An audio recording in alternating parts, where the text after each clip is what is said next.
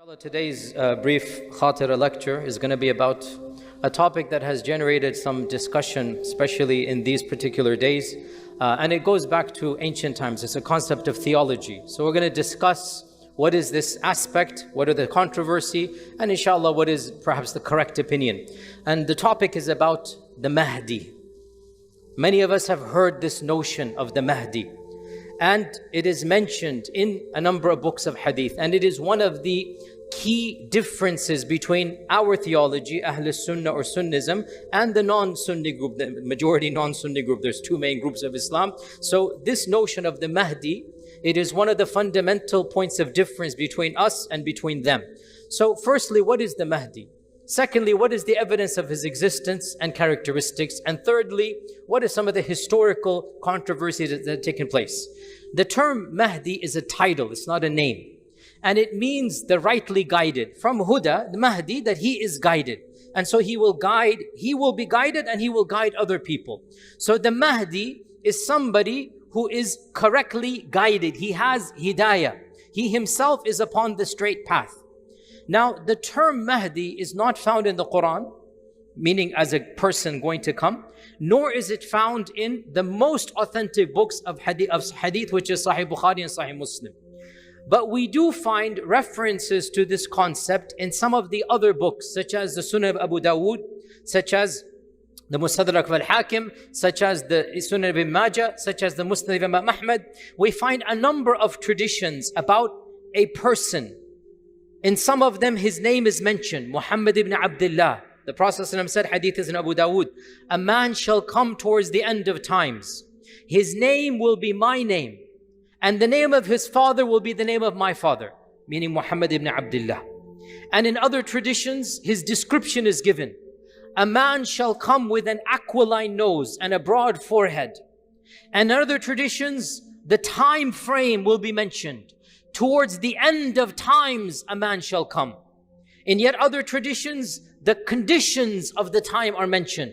The Prophet ﷺ said, there will be a time that is full of injustice and evil, and Allah will send a person who will bring about justice and harmony, justice and equilibrium. So we learn from this that in the hadith literature, there is this notion of somebody coming towards the end of times. His name is going to be Muhammad ibn Abdullah, and his title, his description will be the Mahdi. Not that his name is Mahdi. It's his description. It's an adjective, how you describe him. And he shall come towards the end of times. Now, I said there's no explicit reference in Bukhari and Muslim to the Mahdi, but there is implicit reference. There is implied reference in Bukhari and Muslim.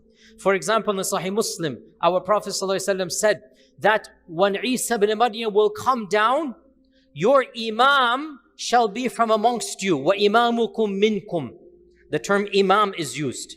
Scholars have understood this is a reference to the Mahdi, even though it's not explicit. In another hadith, also Sahih Muslim, the Prophet ﷺ said, when Isa ibn Maryam comes down, he shall come down in the white minaret in Damascus. They say this is the Umayyad mosque, which was built after the hadith was mentioned. They say this is the Umayyad mosque. He's going to come down in the white minaret, and Salat al-Fajr adhan will have been given. The person will be leading or about to lead, and Isa ibn Maryam will come down. The person leading will say to Isa, you come. And Isa will say, no, this is for you, not for me. Now, there's no name given of the Mahdi, but our scholars say this is a reference to the Mahdi. Our scholars say this is a reference to the Mahdi. If this is the case, then we learn the Mahdi is going to be a person who is alive when Isa and Dajjal are both here, which means the very end of times. If you go back to the lectures I gave here at Epic, the Signs of the Day of Judgment, I mentioned Isa and Dajjal. They are of the major signs right before the trumpet is blown. This is at the very end of times. The fact that Isa comes down and the Mahdi is leading Salah means that the Mahdi will witness this end of times. So the coming of the Mahdi is signaling the beginning of the very end, the last final days on earth. Now, this concept of Mahdi in our tradition, by our I mean Ahl Sunnah or Sunnism, it is very clear This is not a supernatural person with wings, he's going to fly in the heavens. No. He's a normal human being, flesh and blood. He doesn't have supernatural powers. He doesn't have ilm al-ghayb. Nobody has ilm al-ghayb according to us other than Allah subhanahu wa ta'ala, right? He does not say kun fayakun, only Allah is like this. Rather, he is a righteous human being and a person whom the ummah agrees upon that he should lead them during the time of fitna. There's going to be a time of civil war, a time of chaos, and the ummah shall agree, this is the person who shall lead us. That is the characteristic of the Mahdi. And he shall be fighting the Dajjal until Isa comes. He won't be successful against Dajjal, but he shall fortify the believers, waiting for Isa to come. Behind him, the believers will be fighting the Dajjal, and when Isa comes down, Isa will take over, and Isa will kill the Dajjal. So the Mahdi, according to our tradition, is a normal human being, of flesh and blood. He has no supernatural powers. He shall be born at the end of times and live a normal life and die, and that will be his demise. Now, the other group, the non-Sunni group, the major group that is, the second largest group of the Ummah, that group has a very different belief about the Mahdi. And they say the Mahdi has already been born, and the Mahdi for them is the 12th Imam. They have 12 Imams, according to their theology. From their standpoint, they say the Mahdi has already been born. And the Mahdi is currently alive amongst us. But he is hidden to the masses. He could be anywhere. He could be in this audience. He could be there. He could be here. He is alive and active, helping the poor and performing miracles. And according to them, he has supernatural powers. He knows ilm al-ghayb, and he can control the creation, and they give him powers that are, from our perspective, not appropriate. Like this is something only Allah Azza wa Jal has, but from their perspective, they say, no, all of the Imams have it, and this is now the 12th Imam who is currently alive, but he's in hiding. They say that the Imam is alive, but in hiding. And when the Imam returns, he's not going to be born, he's already born. He's going to be zuhur, he's going to become apparent. And he will reveal himself, kashf, he will reveal himself. Not that he's going to be born and live no, according to us, the Mahdi is going to be born normal birth, live a normal life. In fact, in one hadith, in the Musnad of Imam Ahmad, there's a reference that the Mahdi might not even be pious in his youth, and he will become pious when he becomes older. The phrase is, يُصْلِحُهُ اللَّهُ فِي لَيْلَةٍ. In one night, Allah will rectify him, which means he was not rectified, which means he might have not been the best person. Then one night or something's going to happen and he will become a very pious person. Then people will begin to respect him, and then people shall eventually say, we want you to be in charge. And then the times and the end of times will happen. According to the other group, the Mahdi is currently alive and hidden amongst us. And the Mahdi, when he comes back, the main purpose for that group is not to fight against Dajjal or no, it's something that is actually awkward to say, and that is, according to them, the Mahdi will bring back the rights of the Ahl al-Bayt and will exact revenge upon those that oppose the Ahl al-Bayt. And if you understand this, then fine. If not, then don't worry about it. This is one of the awkward topics. We don't want to flare sectarianism, but we have to teach facts. So we try to unify as much as possible, but this is a fact that does divide, and we try to explain without provoking hatred. We're trying to be factual without incendiary topics, but fact of the matter is, some people from that group believe that the Mahdi is going to massacre not the followers of Dajjal, but Muslims who didn't agree with their theology. And that's obviously problematic because that raises sectarianism. We strongly disagree with this. So this is Sunnism, this is non-Sunnism. I didn't mention the term on purpose. Now, has there been any controversy within our Sunni Islam? Yes, definitely. There has always been dissenting voices even within our tradition. Even, for example, some of the Tabi'un, the students of the Sahaba, they believed that Isa ibn Maryam is going to be the Mahdi, not that there's going to be a person separate from him. They say, when the Prophet is talking about the Mahdi, this is a prediction of Isa, that he is the person who will be rightly guided. There has been that sentiment. Also, in our own tradition, the founder of the Abbasid Empire, no, that's the main fighter, Abu Ja'far al-Mansur. Abu Ja'far al-Mansur is the founder of the Abbasids. He actually, his name was Abdullah. He named his son Muhammad ibn Abdullah. And he gave him the laqab al-Mahdi. So one of the Abbasid Khulafa is al-Mahdi billah, whose name is Muhammad ibn Abdullah. And his father set up the scenario hoping his son would be the Mahdi. Interesting, right? He hoped that his son will be the Mahdi. And this is the first time out of many, many, many times that people tried to script a Hollywood script to try to bring the catalyst that the Mahdi comes. No, you cannot script Allah's qadr. You cannot script the actual plan that's going to happen. Allah will bring it to happen. You cannot act the act. When the Mahdi comes, he will be the Mahdi. You cannot write an entire dialogue and pretend you are the Mahdi. Throughout history, more than 40 people, throughout all of history, we know of at least 40, there are more, I'm sure, that have claimed to be the Mahdi. More than 40. Beginning with Al-Mahdi Billah, Muhammad ibn Abdullah ibn Abu Ja'far al-Mansur. This is the first, and he's within our tradition, Sunnism, right? And there were many others, at Harith ibn Surayj, throughout history, even recently. Any Sudanese in the audience? Where are our Sudanese friends? Okay, you know the Mahdi movement of Sudan, right? The Mahdi movement, they're still around to this day, are they not? Yes, there's still a group in Sudan. 150 years ago, somebody claimed to be the Mahdi in Sudan, and he fought the British. And for a while he was successful, then the British completely, decimated his followers, but the group remains, and he claimed he was the Mahdi. And there is a movement, to this day they have a leader, they consider him to be the Mahdi.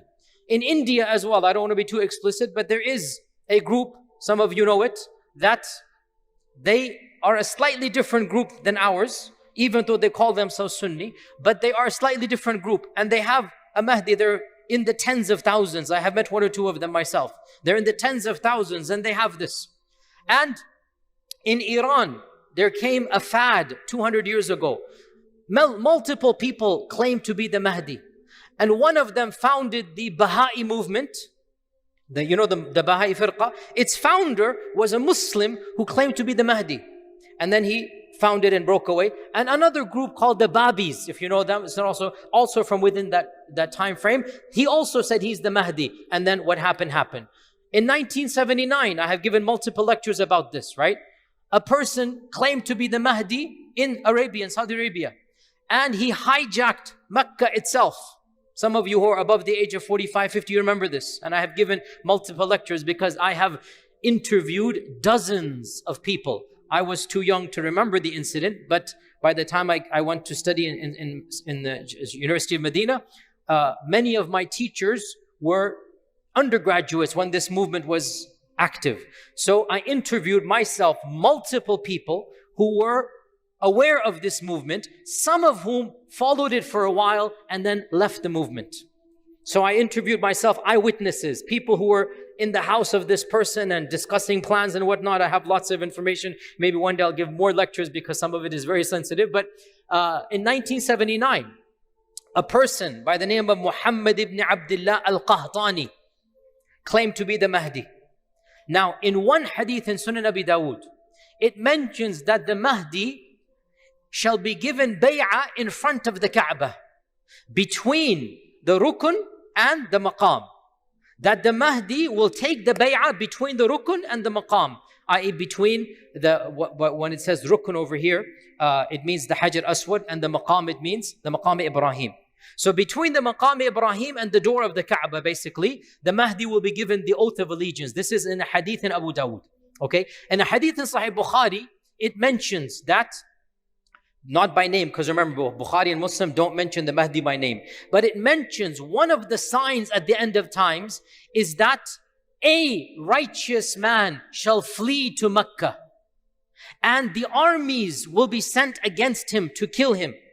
And Allah Azza wa Jal will cause the earth to open up and destroy all the armies, and the man shall be protected. Now, our scholars say this is the Mahdi. The hadith does not say Mahdi, but who else can it be?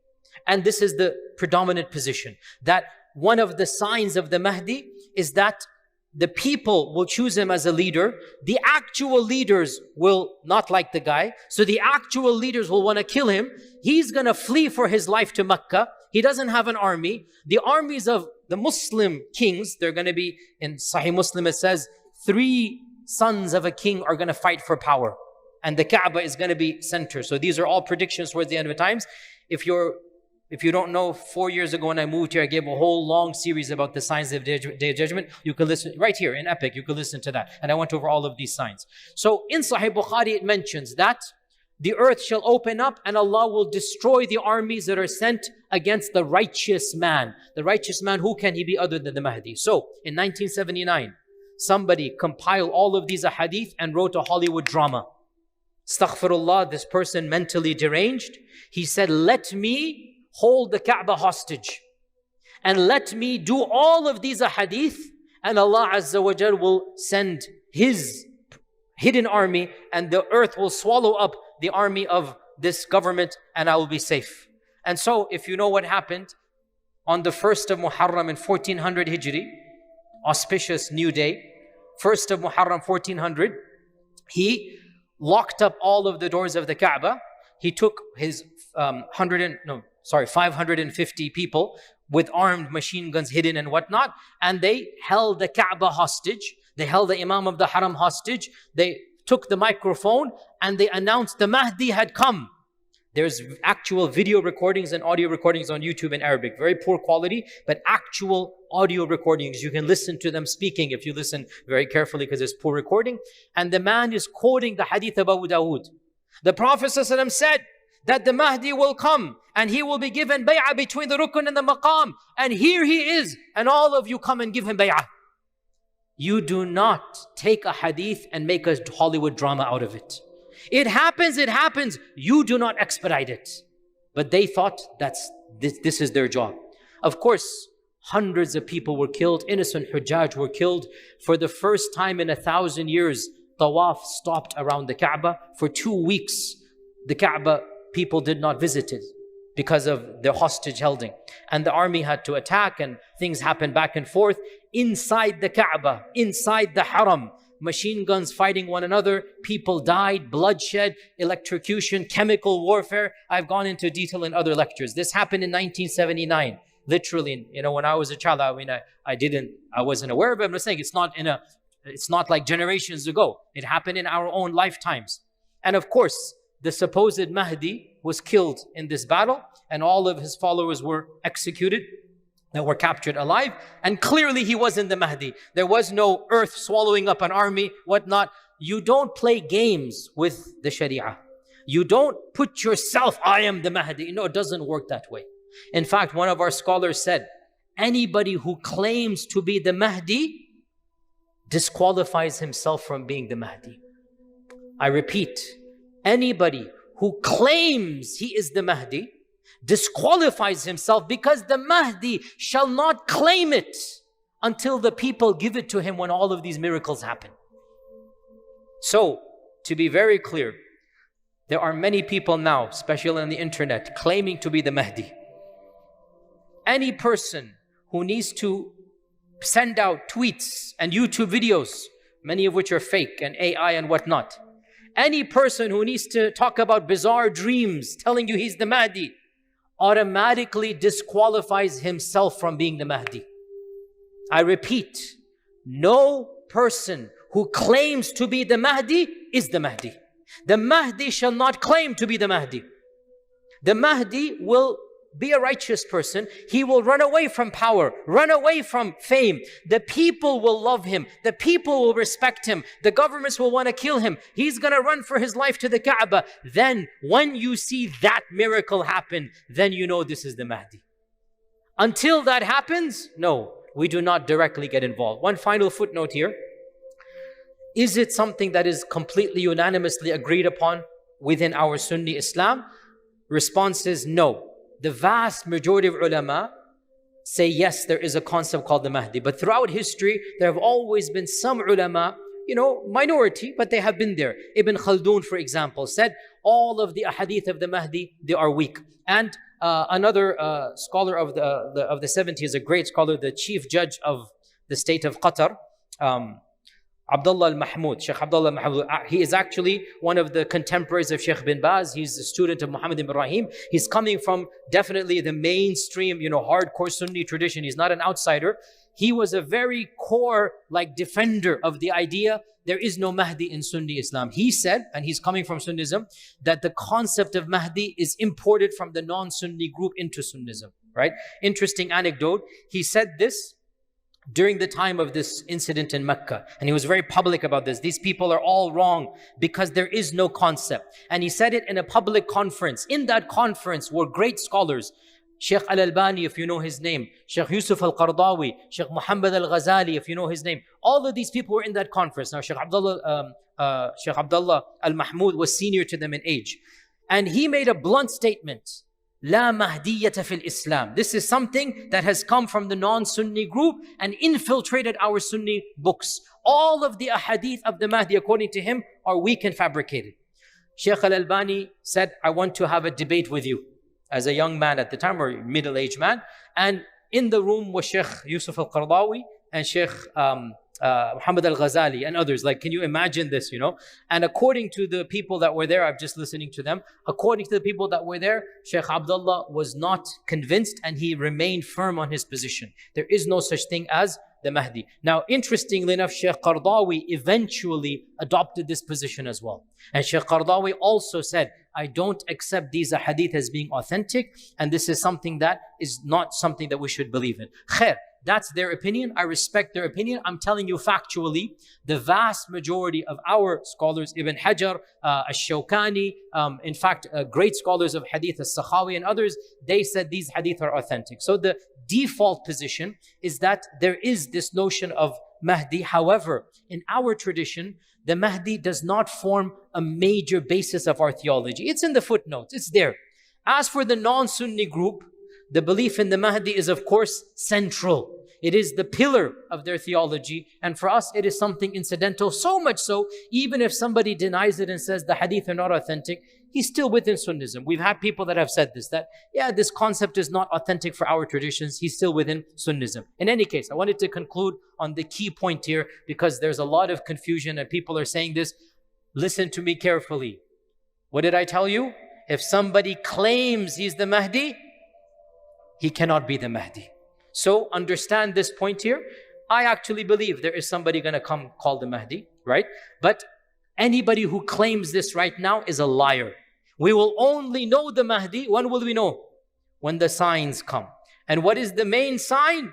That Allah subhanahu wa ta'ala will miraculously defend the Mahdi in the haram itself. And the Kaaba shall protect this person, and armies sent to kill him, that army will be vanquished without any bloodshed from our side, because we are not allowed to shed blood in Mecca. But Allah Azza wa Jal will cause an earthquake, and that's Allah's qadr upon those people. When that happens, that is the sign of the Mahdi. Until then, final point, I keep on saying final point, one of our scholars mentioned, why did Sheikh Qardawi not like the concept of the Mahdi, by the way? Sheikh Qardawi, and I respect him immensely, Sheikh Qardawi said, too many people have stopped political activism, thinking that the Mahdi will come and save them. And he said, this is not Islam. Even if there is the Mahdi or not, you don't just sit back and say, we're going to do nothing. You must try your best to bring about a better world. You must try to bring about better society. And when the Mahdi comes, good. But until the Mahdi comes, we all have work to do. And we cannot use the concept of the Mahdi to become immobilized, to become lazy. If the Mahdi comes, when the Mahdi comes, good for us. Actually, we don't want to be there when he does come. We hope and pray we don't see that day, right? But regardless of that belief, we still have an obligation to form a better society and to bring about as much peace and justice as we can. And with that, inshallah, I hope there was some benefit in these comments. I will continue next week. Jazakumullah khair. Assalamu alaikum wa rahmatullahi wa barakatuh.